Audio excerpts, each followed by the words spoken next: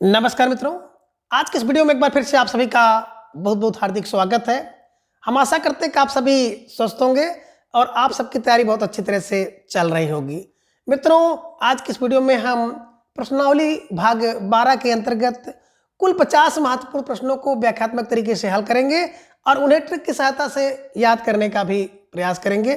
तो जैसा कि स्क्रीन पर आप देख पा रहे हैं, प्रश्न संख्या 51। अब प्रश्न संख्या 51 की बात करें तो प्रश्न संख्या 51 है, निशा निमंत्रण के रचनाकार हैं। यानी कि निशा निमंत्रण जो रचना है, इसके रचनाकार कौन है? विकल्प 1 नारेंद्र शर्मा, विकल्प 2 उदय शंकर भट्ट, विकल्प 3 हरिवंश राय बच्चन और विकल्प 4 है राम नरेश त्रिपाठी। तो निशा निमंत्रण की बात करें तो निशा माने रात में जब निमंत्रण होता है ना, तो बिल्कुल बच्चे बड़े खुश हो जाते हैं। हरिवंश राय बच्चन, बच्चन फार बच्चन जी की रचना है। कैसे दिमाग में रखेंगे? तो दिमाग में रख लीजिएगा, जब रात में क्या होता है, निशा में निमंत्रण होता है तो बच्चे बड़े खुश होते हैं। बच्चे फार हरिवंश राय बच्चन जी की ये रचना है। ठीक है। प्रश्न संख्या 52 है कि निराला के बादल राग कविता का संबंध है। किससे संबंध है? अब विकल्प ये प्रगतवादी चेतना से, विकल्प 2 प्रयोगवाद से, विकल्प 3 प्रकृति चित्रण से और विकल्प 4 है अप्राकृतिक चित्रण से। तो देखिए मित्रों, बिल्कुल सही आप समझ रहे हैं। निराला का जो बादल राग है वो प्रगतवादी चेतना से संबंधित है ना। बादल गरजो ओ बादल गरजो, घेर घेर घोर घार धराधर ओ बादल गरजो। ठीक है ना। तो क्रांति एवं चेतना एवं प्रगति के जो काव्य है उससे संबंधित है। तो प्रश्न संख्या 52 का विकल्प 1 प्रगतवादी चेतना इज राइट आंसर। ठीक है। प्रश्न संख्या 53 है, केदारनाथ अग्रवाल किस धारा के कवि हैं? विकल्प 1 है प्रगतिवाद, विकल्प 2 है प्रयोगवाद के कवि हैं, विकल्प 3 है छायावाद और विकल्प 4 है इनमें से कोई नहीं। तो देखिए, केदारनाथ को आप लोग बिल्कुल अगर देखा जाए ना तो नकेन आप कहते हैं ना, नकेन नलिनी शर्मा है ना। तो इसमें बिल्कुल आप सही समझ रहे हैं कि विकल्प 1 प्रगतिवाद इज राइट आंसर। अब केदार में अगर आप जाएंगे तो क्या होगा? बोले सर केदार में अगर हम जाएंगे तो प्रगति होगी, हमारी प्रगति होगी, है ना। प्रगति फार प्रगतिवाद और केदार फार केदारनाथ, अग्रवाल फार अग्रवाल। तो अगर आप केदार में जाओगे तो आपकी प्रगति होगी, प्रगति फार प्रगतिवाद है ना के कवि है। प्रश्न संख्या 54 है कि नागार्जुन भाव अभाव एवं प्रादुर्भाव के कवि हैं। यह कथन किसका है? कहने का आशय है कि नागार्जुन जी के विषय में भाव अभाव एवं प्रादुर्भाव का कवि, यह कथन किसने कहा है? विकल्प 1 की बात करें तो मैनेजर पांडे ने कहा, विकल्प 2 रामचंद्र शुक्ल ने कहा, विकल्प 3 कृष्ण बिहारी मिश्र ने कहा और विकल्प 4 है हजारी प्रसाद द्विवेदी ने कहा। तो नागार्जुन जी को भाव अभाव एवं प्रादुर्भाव का कवि कहने वाले जो विद्वान है, जो कवि है, वो है मैनेजर पांडे। अब कैसे दिमाग में रखेंगे? देखिए भैया, अगर भाव अभाव या प्रादुर्भाव की बात करते हैं ना तो उसको मैनेजिंग करना पड़ता है। मैनेजिंग, मैनेजिंग माने मैनेजर, है ना। किसी चीज़ की कमी है, किसी चीज़ का प्रादुर्भाव करना है, किसी चीज़ का भाव अभाव बढ़ाना है ना, तो क्या करना पड़ेगा भैया? उसको मैनेजिंग करना पड़ेगा, मैनेजिंग करना पड़ेगा। अब मैनेजिंग का काम कौन कर सकता है? भैया मैनेजर साहब कर सकते हैं। तो मैनेजर फार मैनेजर पांडे, ठीक है ना, ये कथन कहते हैं। ठीक है, चलिए। प्रश्न संख्या 55 है कि फूल नहीं रंग बोलते हैं किसकी कृति है? विकल्प 1 रामधारी सिंह की कृति है, विकल्प 2 धूमिल जी की कृति है, विकल्प 3 अगे और विकल्प 4 है केदारनाथ अग्रवाल। तो बिल्कुल सही है कि फूल नहीं रंग बोलते हैं, इसके जो रचनाकार हैं वो है केदारनाथ अग्रवाल। कह रहे भैया कैसे दिमाग में बैठा है? तो बिल्कुल ट्रिक है कि फूल नहीं रंग बोलेंगे। अगर आप केदारनाथ में जाओगे तो केदारनाथ में प्रगति होगी, भी आपने देखा प्रगतिवाद। और केदारनाथ में क्या देखेंगे? देखेंगे कि फूल नहीं, वहां पे रंग बोलते हैं। कहाँ? केदारनाथ में अगर आप जाएंगे। केदार फार केदारनाथ, अगर फार अग्रवाल। ध्यान में रखिएगा, कभी कभी आपको भटकाने के लिए यहाँ पर केदारनाथ सिंह का भी नाम दे सकता है, लेकिन आपको भटकना नहीं है। आपको यही ट्रिक पकड़ना है कि केदारनाथ में अगर जाओगे तो वहां पे फूल नहीं रंग बोलेंगे। रंग फार फूल नहीं रंग बोलेंगे, यानी कि फूल नहीं रंग बोलते हैं रचना है और केदारनाथ अग्रवाल की है। ठीक है। तो प्रश्न संख्या 55 का विकल्प 4 Kedarnath Agrawal is right answer. ठीक है। प्रश्न संख्या 56 है कि निराला की जूही की कली उदाहरण है, यानी कि जूही की कली जो है वो किस छंद में लिखी गई है। विकल्प 1 मुक्त छंद में, विकल्प 2 रोला छंद में, विकल्प 3 बरवय और विकल्प 4 है इनमें से कोई नहीं। तो आपको बहुत अच्छी तरह से पता है कि जूही की कली 1916 में निराला जी ने इसको लिखा था और इसी जूही की कली को महावीर प्रसाद द्विवेदी जी ने अपनी सरस्वती पत्रिका में छापने से मना कर दिया था। ठीक है ना। तो किस प्रकार की रचना है, किस छंद में रची गई है, प्रश्न यहाँ पर इस प्रकार से बन गया है। तो बिल्कुल मुक्त छंद में रची गई रचना है। ठीक है ना। तो प्रश्न संख्या 56 का विकल्प 1 मुक्त छंद इज राइट आंसर। ठीक है। प्रश्न संख्या 57 है कि प्रयोगवाद की जन्मदात्री पत्रिका है। कहने का आशय है कि प्रयोग को जन्म देने वाली पत्रिका मानी जाती है।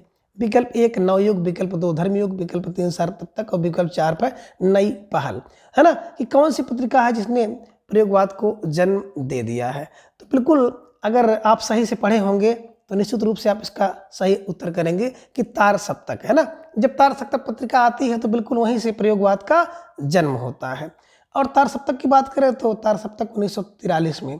ठीक है ना, इसे ध्यान में रख लीजिएगा। अभी जब हम लोग आगे चलेंगे ना तो सारे जो तार सप्तक हैं उनको देखेंगे। ठीक है। चलिए, पहल की बात करें तो ज्ञान रंजन जी का है, धर्मयुग धर्मवीर भारती का है। ठीक है, तो ये सब भी ध्यान में आपको रखना होगा। प्रश्न संख्या 58 है नकेन किस काव्यधारा के लिए प्रयुक्त हुआ है। कहने का आशय है कि ये जो नकेन शब्द है इस किस काव्यधारा के लिए प्रयुक्त किया गया। विकल्प 1 छायावाद, विकल्प 2 प्रगतिवाद, विकल्प 3 प्रयोगवाद और विकल्प 4 है इनमें से कोई नहीं, है ना। तो देखिए अभी हमने चर्चा किया था ना कि नकेन फॉर प्रयोगवाद, है ना। प्रयोगवाद नकेनवाद, नकेनवाद के लिए प्रयोग शब्द किया गया है। और देखिए भाई जब कोई चीज़ आपको नई होगी तो नया प्रयोग आपको करना पड़ेगा। तो नकेनवाद फॉर प्रयोगवाद, है ना। नकेन नई चीज़ है प्रयोग करने के लिए, है ना। कभी कभी हम लोग प्रयोग करते हैं कि नई चीज़ लाओ उसको प्रयोग करके देखा जाए, है ना। इस तरह से याद करके देखा जाए, ऐसा करके देखा जाए तो प्रयोग फॉर नकेन, नकेन चीज़ ही प्रयोग होता है और प्रयोग ही नकेन होता है। बस इसे दिमाग में बैठाइएगा। ठीक है। चलिए, तो प्रश्न संख्या 58 का आपने देखा, विकल्प 3 प्रयोगवाद इज राइट आंसर। प्रश्न संख्या 59 है कि चांद का मुख टेढ़ा है, चांद का मुंह टेढ़ा है, यह किसकी रचना है। विकल्प ये 1 मुक्त बोध की, 2 अगेय की, 3 राहुल संकृतायन की और 4 है अरुण कमल की।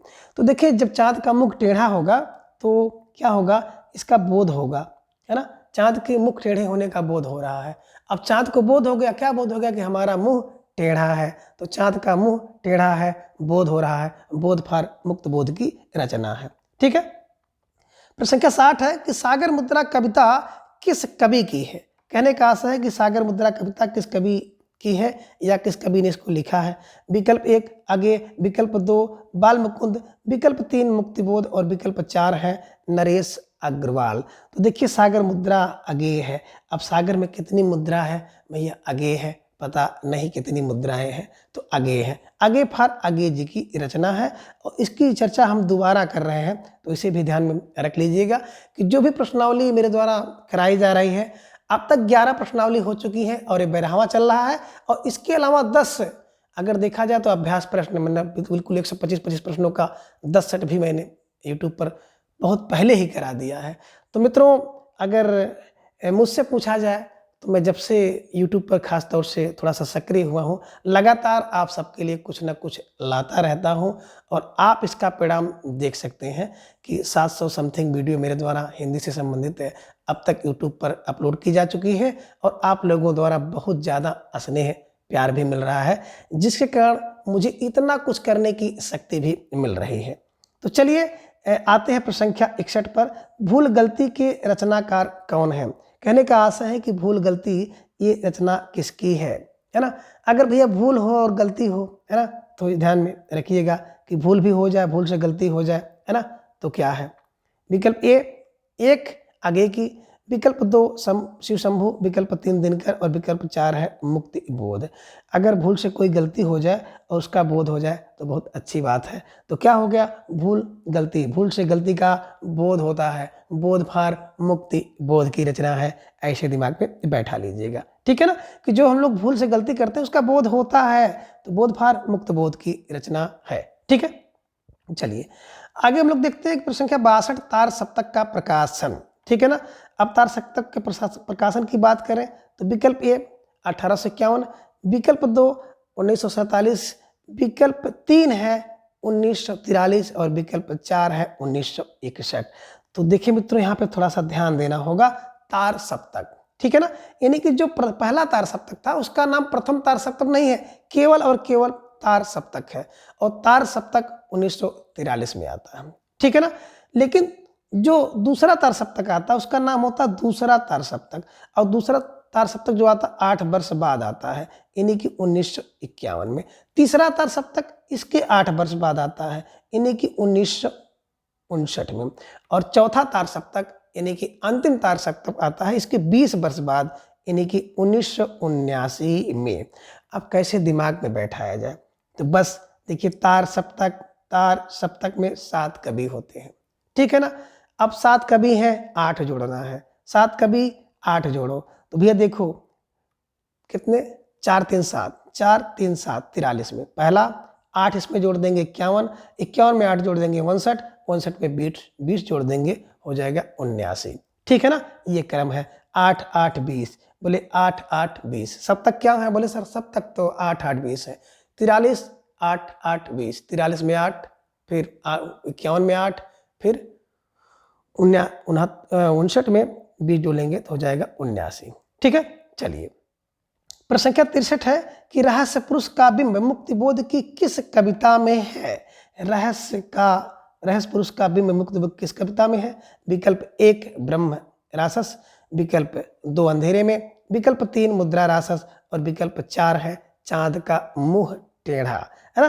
तो देखिए, ये सारी की सारी जो रचनाएं हैं मुक्तिबोध जी की हैं, और पूछ रहे हैं किसमें जो है रहस्य पुरुष का जो बोध होता है, ठीक है ना। तो देखिए भाई, रहस्य पुरुष का बोध कब होगा, जब वो व्यक्ति अंधेरे में खड़ा होगा, है ना, तो उसके रहस्य का जो बिंब है वही दिखाई देता है।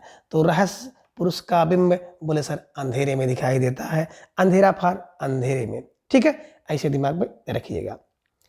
प्रश्न संख्या 64 है कि धूप के धान शिला पंख चमकीले किसकी रचना है ना। 2 रचनाएं हैं, धूप के धान और शिला पंख चमकीले, तो यहाँ से प्रश्न परीक्षा में बनता है।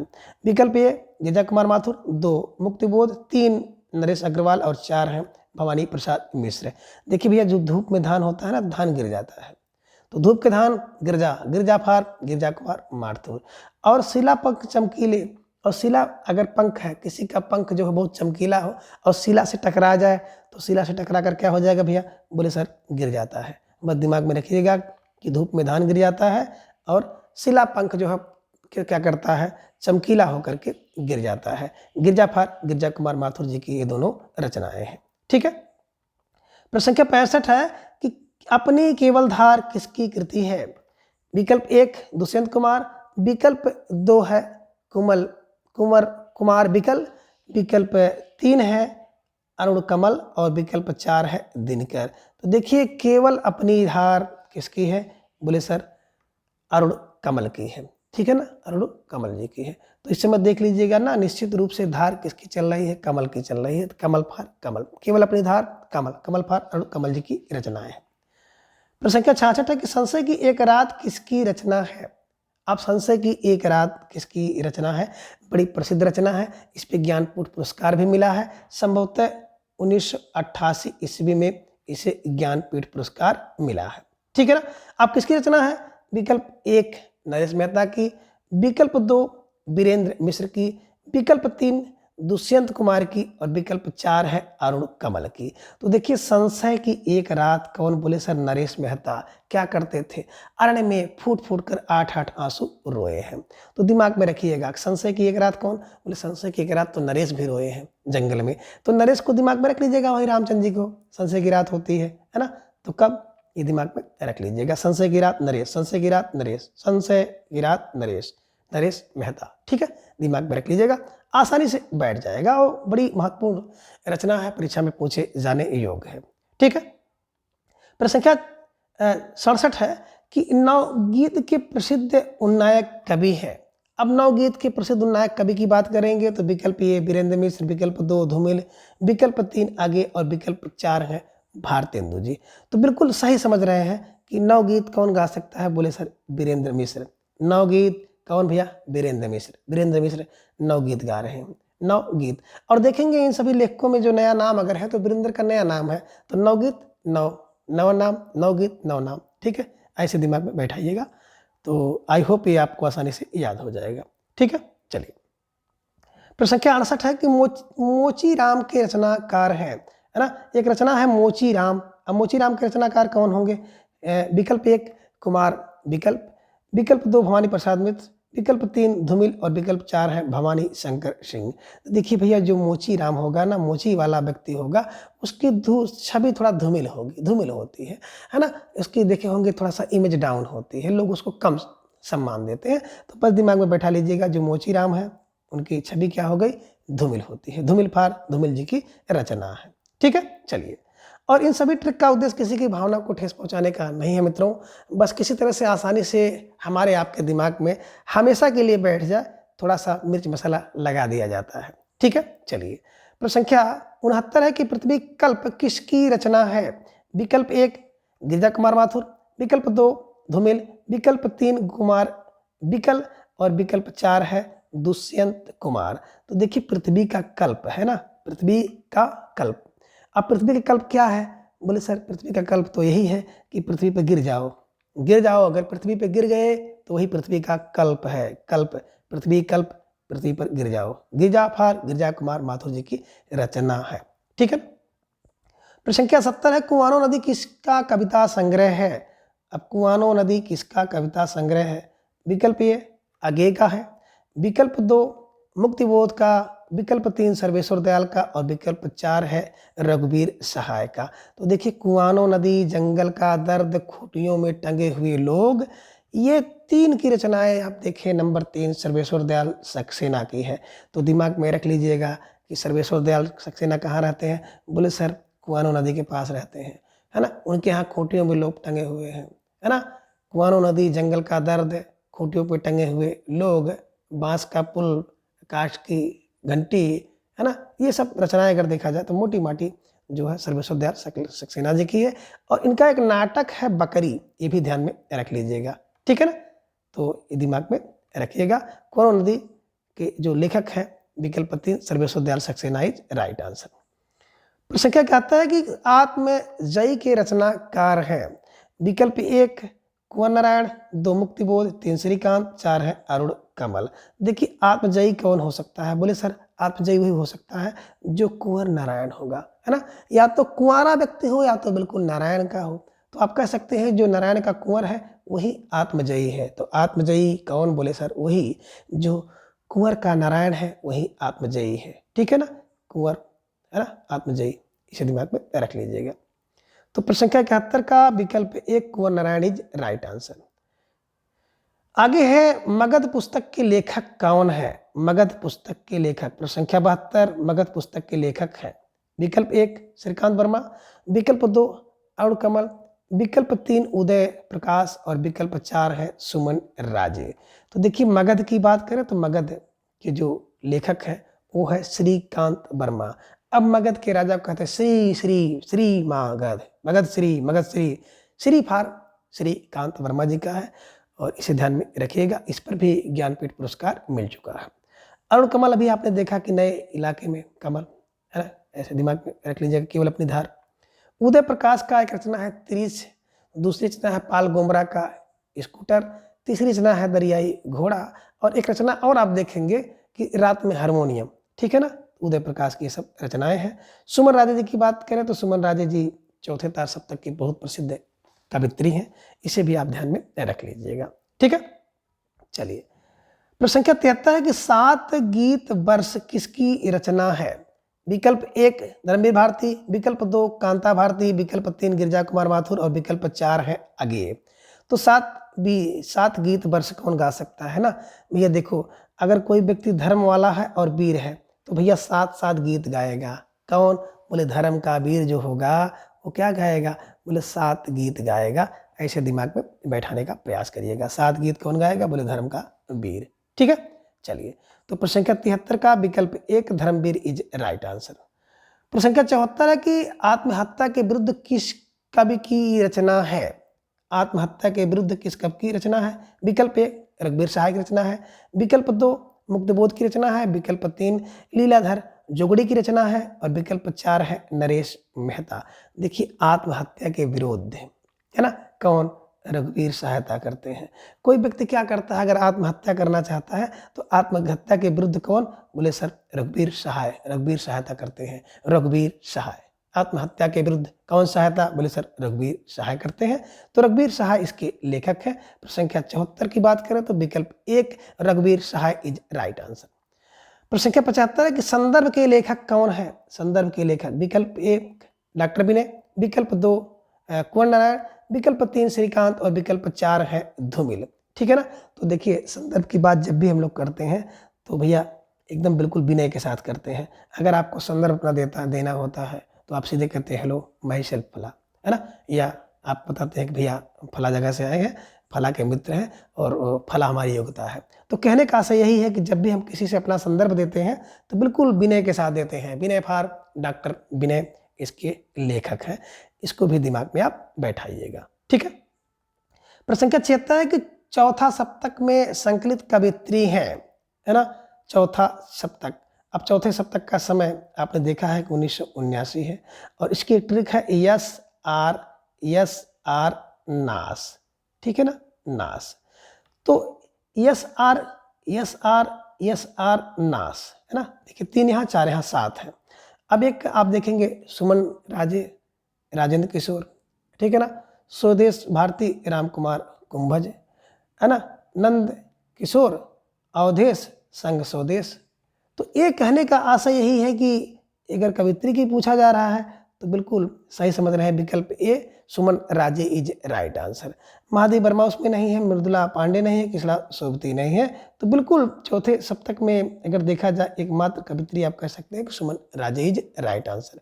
ठीक है ना, चौथा सुमन राजे इसमें है। ठीक है, चलिए। प्रश्न संख्या 77 है कि द्विवेदी युग के सर्वश्रेष्ठ प्रगीतकार माने जाते हैं, यानी कि द्विवेदी युग के सबसे सर्वश्रेष्ठ प्रगीतकार कौन है। विकल्प 1 मुकुरधर पांडे, विकल्प 2 महावीर प्रसाद द्विवेदी, विकल्प 3 हजारी प्रसाद द्विवेदी और विकल्प 4 है त्रिलोचन पांडे। तो द्विवेदी युग के चूंकि सर्वश्रेष्ठ प्रगीतकार की चर्चा यहाँ पे हो रही है, तो प्रगीतकार कौन है, बोले भैया जो मुकुट धारण किए हुए हैं, मुकुट को धारण करने वाले पांडे जो है वो क्या है, बोले सर्वश्रेष्ठ प्रगीतकार है, तभी तो उनके ऊपर मुकुट धारण किया गया है। Mukutdhar Pandey is right answer. तो प्रश्न संख्या 77 का विकल्प 1 Mukutdhar Pandey is right answer. प्रश्न संख्या 78 है कि जयशंकर प्रसाद ने किस कृति को ब्रजभाषा से खड़ी बोली में रूपांतरित कर दिया, है ना। कोई एक रचना है इनमें से जिनको कि जयशंकर प्रसाद जी ने ब्रजभाषा से खड़ी बोली में रूपांतरित किया है। विकल्प 1 प्रेम पथिक, विकल्प 2 कानन कुसुम, विकल्प 3 चित्राधार और विकल्प 4 है करुणालय। ठीक है ना। अब देखिए प्रेम पथिक की बात करें तो बिल्कुल प्रेम पथिक है ना, एक प्रेम पथिक चोर 1914 में लिखा गया है।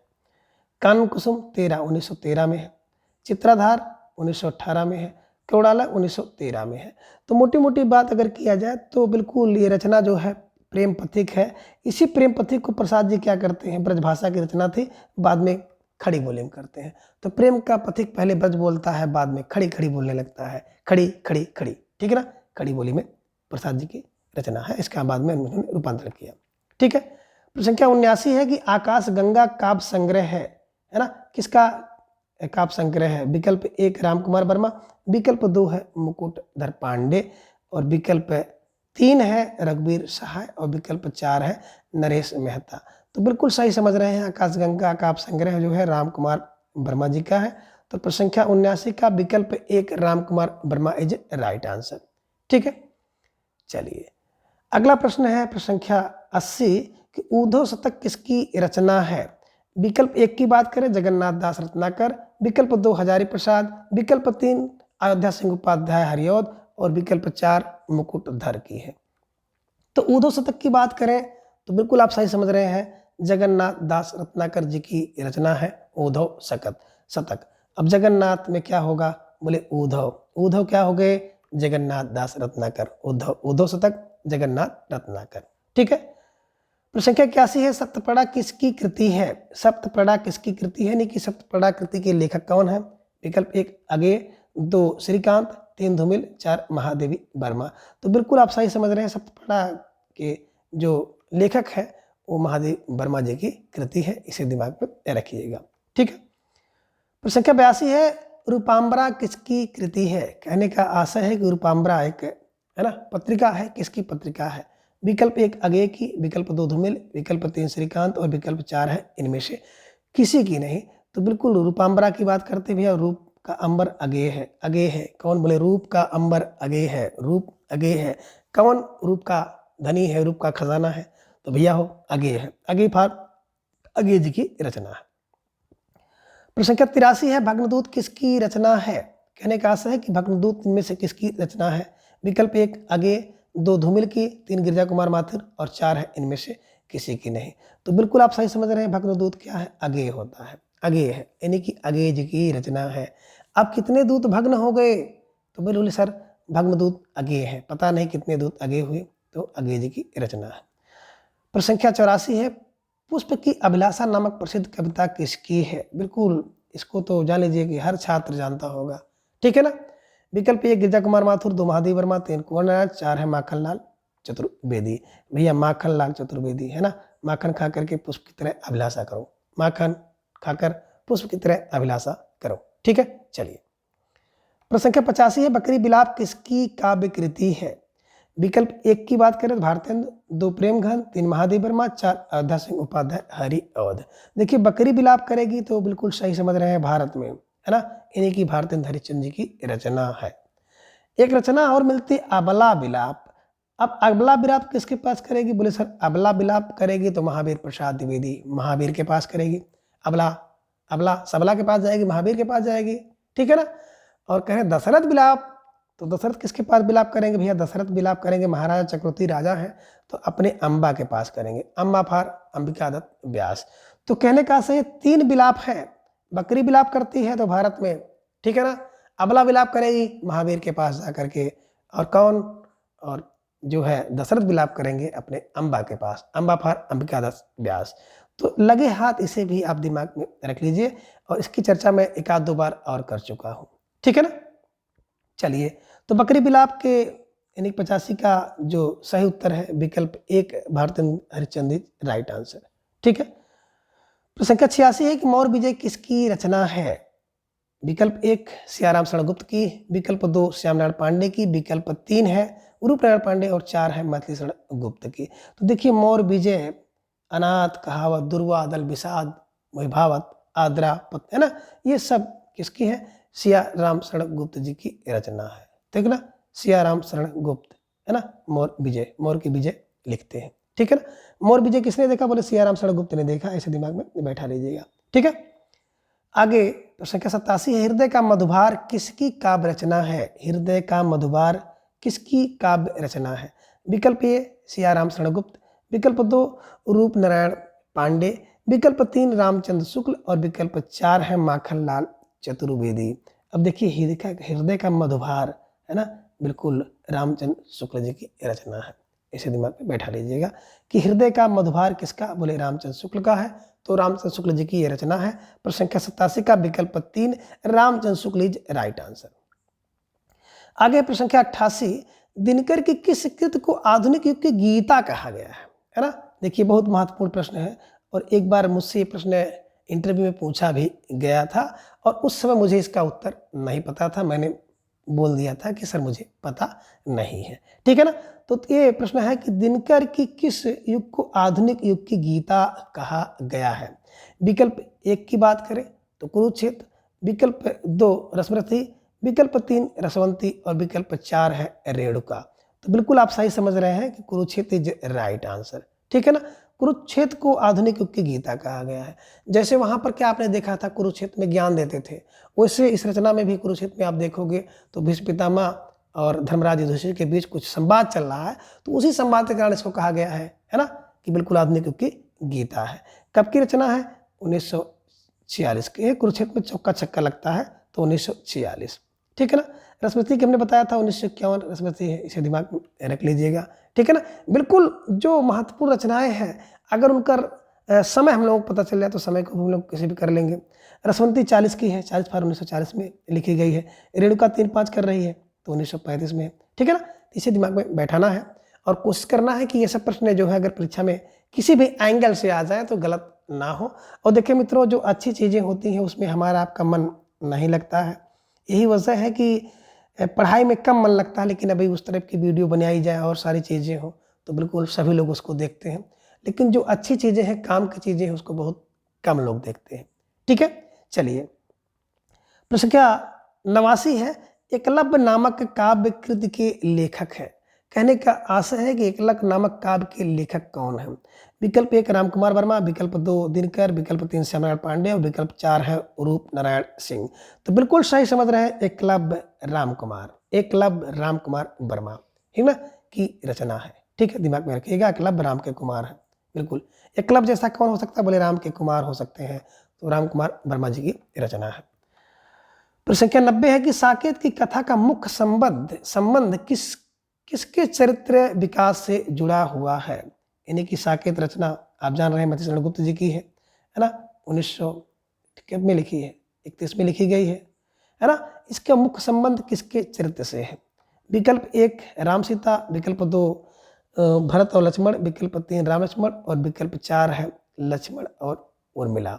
ठीक है ना, तो बिल्कुल प्रश्न संख्या 90 का विकल्प 4 Urmila Lakshman is right answer. ठीक है ना, तो कुल 12 सर्ग है, जिनमें 9वां जो सर्ग है उर्मिला विषयक है और बड़ा महत्वपूर्ण सर्ग है, इसे ध्यान में आप रख लीजिएगा।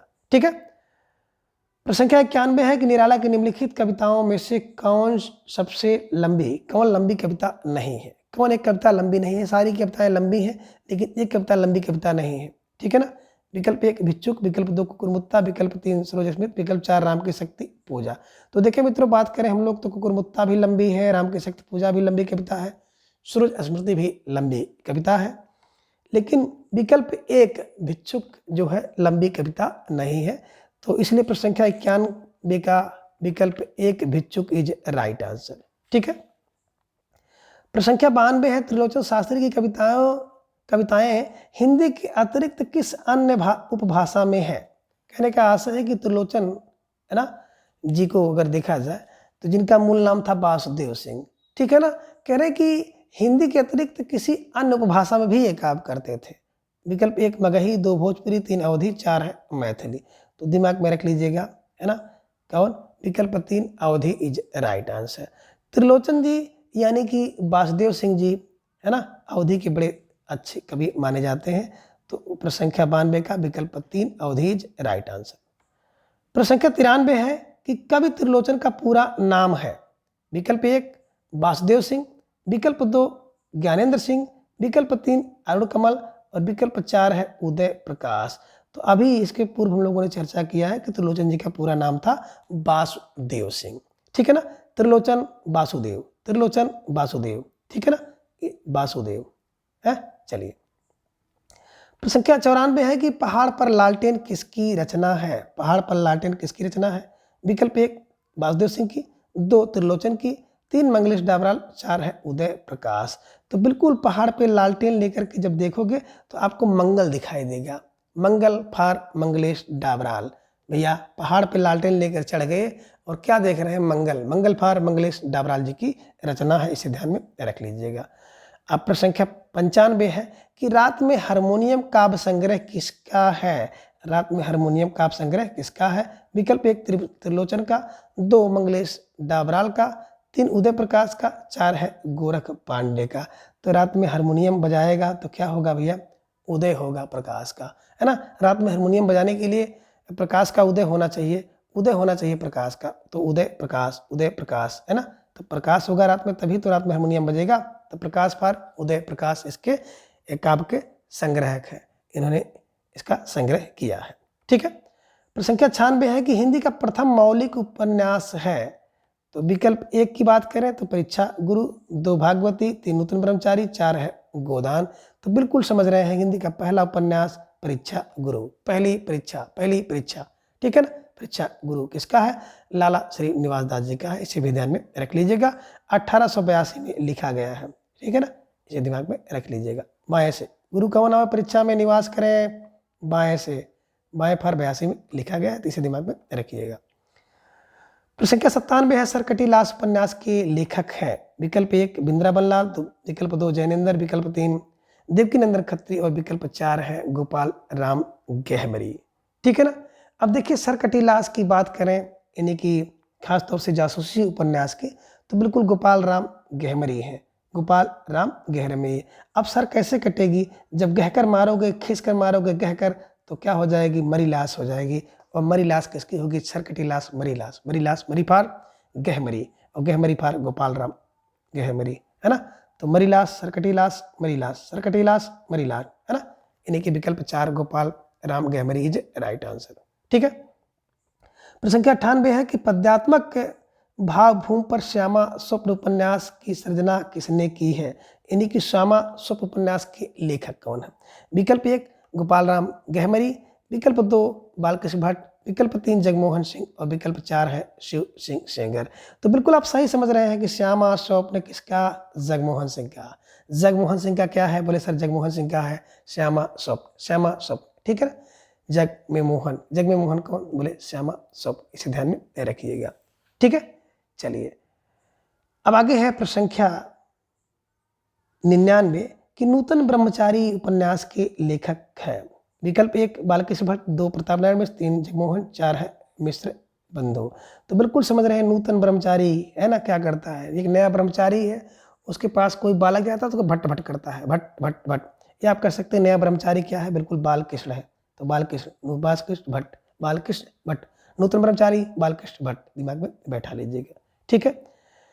अगला उपन्यास है भूतनाथ उपन्यास के लेखक कौन है, यानी कि भूतनाथ उपन्यास किसका है। विकल्प 1 देवकीनंदन खत्री का है, विकल्प 2 अंबिका प्रसाद गुप्त, 3 जयशंकर प्रसाद, 4 है जैनेन्द्र का। तो देखिए भूत का नाथ, एक तो नाथ होगा, दूसरा नंदनी होगा, नाथ और नंदनी, नाथ नंदनी, यानी कि देवकीनंदन खत्री का है। भूत का नाथ कौन है, बोले सर देवकीनंदन खत्री है। तो भूतों का नाथ देवकीनंदन खत्री, ऐसे दिमाग में बैठा लीजिएगा, आसानी से याद हो जाएगा। तो इस प्रकार से आप इन सभी रचनाओं को आसानी से याद कर सकते हैं। और वीडियो देखने के बाद आपको थोड़ा सा भी लाभ पहुंचा हो तो प्लीज़ चैनल को सब्सक्राइब करके आप हमारे साथ जुड़ जाएं और अपनी तैयारी को बूस्ट करें। तो आज के इस वीडियो में बस इतना।